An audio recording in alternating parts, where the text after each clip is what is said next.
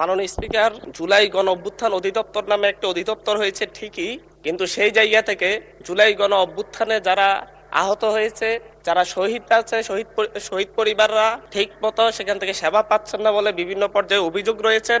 এমনকি সেখানে গেলে তাদের সাথে খারাপ ব্যবহার করারও বিভিন্ন অভিযোগ আমাদের কাছে আসে।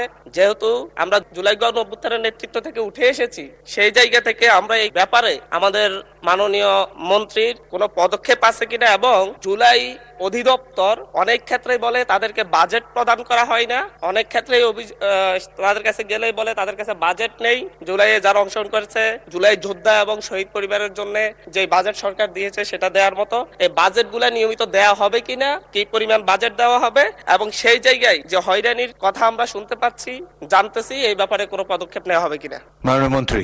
ধন্যবাদ মাননীয় স্পিকার, আপনার মাধ্যমে মাননীয় সংসদ সদস্যকে ধন্যবাদ জানাচ্ছি।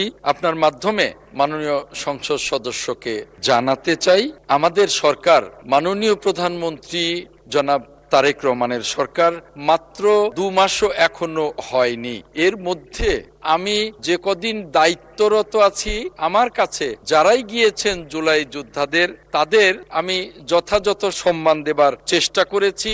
আমি আপনার মাধ্যমে মাননীয় সংসদ সদস্যকে আশ্বস্ত করতে চাই, জুলাই যোদ্ধাদের যে সমস্ত সমস্যাগুলো আছে, সেই সমস্যাগুলো সমাধানে মুক্তিযুদ্ধ মন্ত্রণালয় বা এই অধিদপ্তর যথাযথ কাজ করবে, এবং তার জন্য যা যা করা দরকার তা করা হবে বলে আমি মাননীয় স্পিকার আপনার মাধ্যমে সম্মানিত সংসদ সদস্যকে আশ্বস্ত করছি।